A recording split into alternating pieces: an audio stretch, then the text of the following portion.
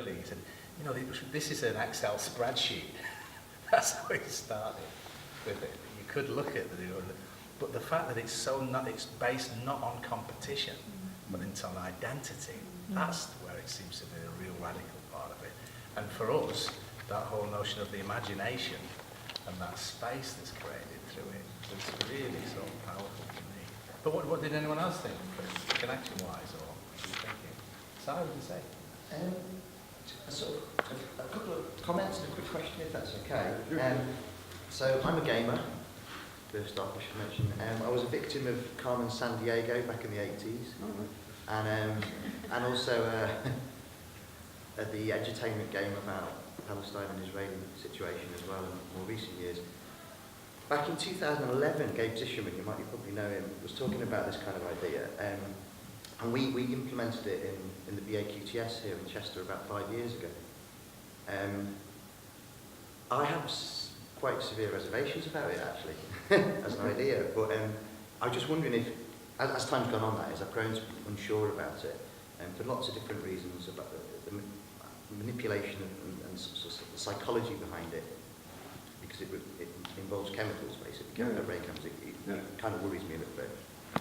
So I was just wondering whether you had mitigated against any of those kind of ethical concerns, you know, the gamification brings.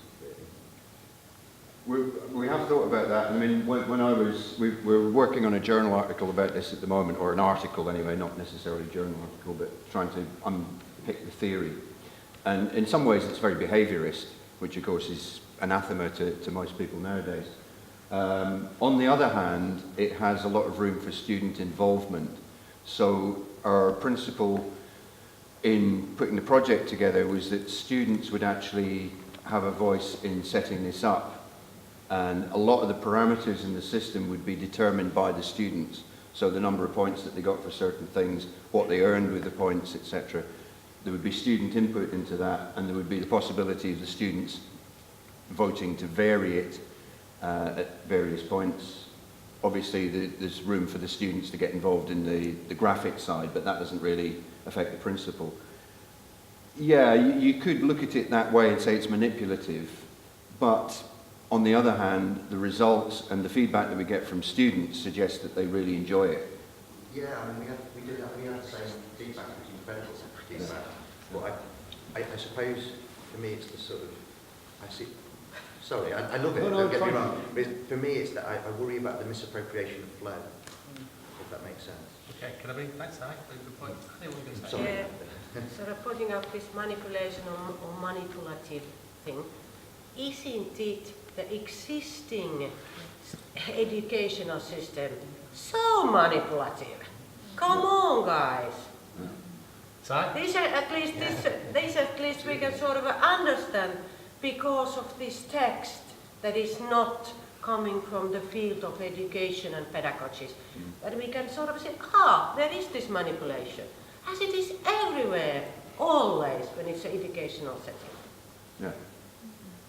What do you think this is really interesting? Do you want to come back, Si? Well, no, I mean, I was really pleased. I mean, the autonomy. autonomy, To Peter. the autonomy aspect, I think, is really key. I think that's for me, that's the key. Yeah. I always think of it in terms of democracy, democratic values in education. I actually think that the forerunner of democracy is autonomy. So for that reason, I think that's. And I agree with Annie. Of course, education is manipulative at the moment, but I think we need to strive for something which isn't looking for different ways to replicate the same systems, but in a different way. Anyway, yeah. But I think maybe if you bring this, if you bring alongside this, you were talking about critical thinking.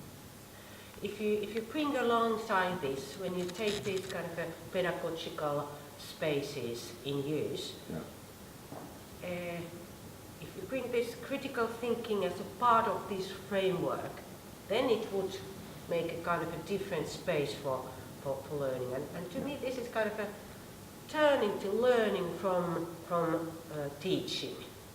Yeah. I mean, it's partly dependent on how individual teachers work with it, and this is why we want to try it in different settings, because, okay, it's worked in Norway, but that's a very specific situation with a specific set of parameters. Will it work somewhere else? We don't know. That's why we're going to try it. I think in terms of the democracy thing, we're at a very early stage with this. At the moment, it is quite instrumental in a way, because it's heading students towards the world of work and the world of employment, and if you wanted to do a sort of meta-critique of that and say that that's the N-word, another thing that I used to sling papers out for mentioning neoliberalism, that became such a cliche. But if you want to do a sort of neoliberal critique, say, well, heading them for the world of work is not what education's about, okay, fair enough. Nevertheless, the kind of qualities that they're building within the system are democratic qualities. And okay, it could be co-opted into some other way of doing things that maybe wasn't so nice and cuddly, but we think it has those inherent possibilities, and it's certainly better than not having one. And I think the point is that you can record things. It's actually just, in many ways, it's just a log of classroom activity, but teachers don't normally have that. I mean, you could do, any teacher could do one. You could have a spreadsheet and you could put ticks in boxes, say, oh, Peter did some great critical thinking today when we were talking about Foucault. But that's ad hoc, and this is a system that's out there. It's much easier for teachers to pick up a system that's ready-made. Say, okay, I can just tick something in that box when Peter or Bethan makes a sensible comment about Foucault, give them some credit for that, or where their team produces a great poster that shows how great Foucault was, or something like that. You know? So it just provides that possibility, basically. Can I just say one thing, because there were two people, and bring George in, because it's good, thank goodness we've got some dissensus going on. Keep your own viewpoints. It's really important to have. We don't want consensus in this programme, really. We want to think our position. It was Paula and then Abed, and then come to Georgina. Oh. It was very nice to hear that you can focus on that team spirit and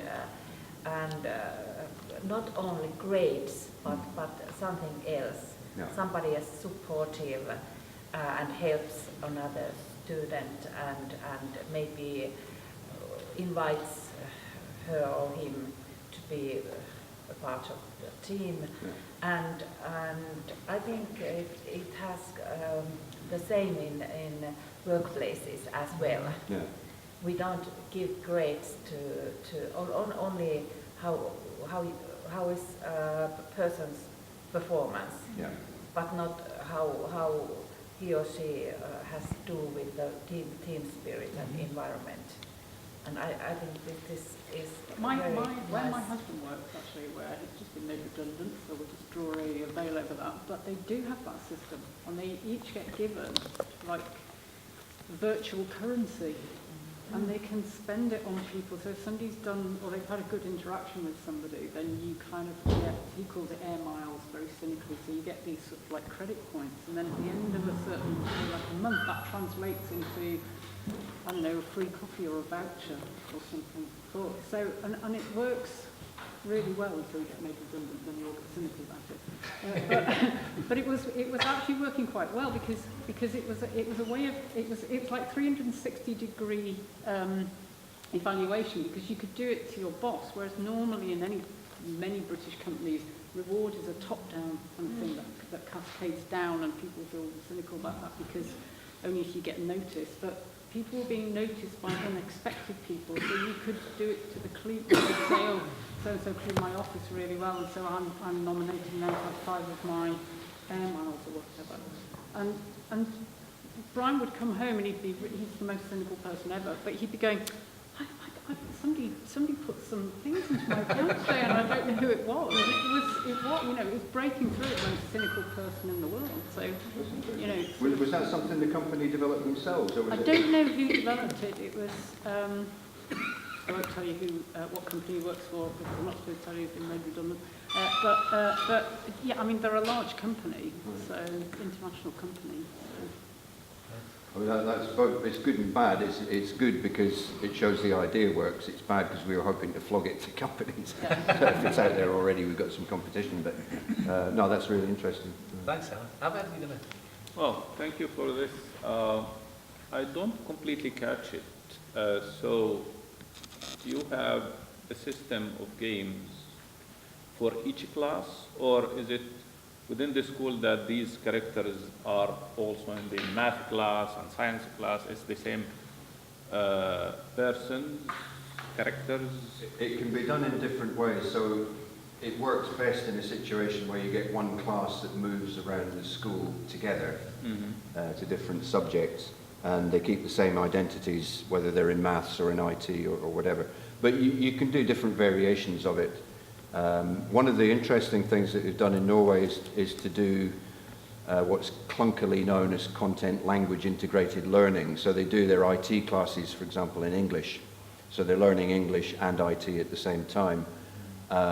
So that kind of brings more togetherness into the system. So they're in the same group for English and IT at the same time. How the teams are built? So does it change? Generally, the teams stay the same. They self-select at the beginning of term, so they go with their friends, essentially. And if they find they need some skill that they haven't got in the team, there can be a mechanism for them to change the team composition. But all of that is flexible, so you could have it on a school level, you could have it on a class level, you could have it on a subject level. It's really dependent on the school leadership and the individual circumstances, the school level that you're working on, and those kind of So things. through the class they get like missions, or? Yeah. Okay. And again, it's open to variations using different gaming elements that haven't necessarily been brought in yet. We do have the concept of levels in there. You have to work your way up through different levels of it, but there's a whole load of things that could be in there. But so far, because it's just been done at a fairly small scale in particular schools, we haven't really opened out the possibilities, but there's a huge range of things we could do. Thanks, Anna. Georgina? It's just going back to, I mean, we implemented it in one of our modules, but the students seemed to see it for what it was, a bit of a game, and they enjoyed it, and they saw it on a superficial level. But that's maybe because of our implementation of a superficial level. You know, that's how we did it. Because they're adults in the game. But because they're adults and they never. But then you've thrown a spanner in the works, because you've just said, well, actually, you know, your husband as an adult didn't really see it as a game. He's quite, you know, he got quite motivated by it. So I'm just wondering if it was. We had some ethical concerns, and that's probably why we moved away from it after. We did it for 3 years, didn't we? But it was only sat within one specialist little module with one group, and maybe it needed to be expanded with that group throughout all the different. So it might be worth a conversation about, we moved away mainly for the ethical concerns, and the students were seeing it as a game for what it was. That's it, yeah, it sort of subverts education to game, doesn't it?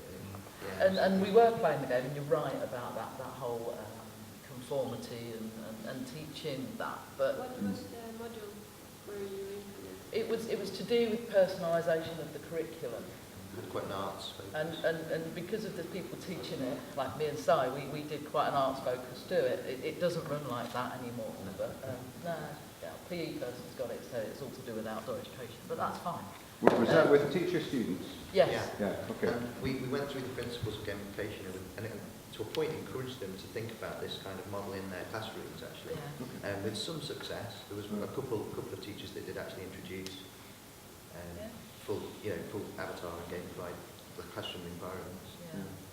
Thanks, Carl. Right, can I just pick last two, and then we're going to break? I think Ava and Lisa. Okay. I'm just going to throw in two things that I thought. One is about, I was thinking that this reminded me of artifacts, of the word artifact, and I connected it to performance and to a woman that I don't remember the name of, who was performing grades. So when she graded her students, she did like an auction for those grades, and this was a kind, I always understood it as an artifact, a way that can give you some distance, and then you can change the rules and you can play around, and as in a game attitude, in a playful attitude, and I connected that with that.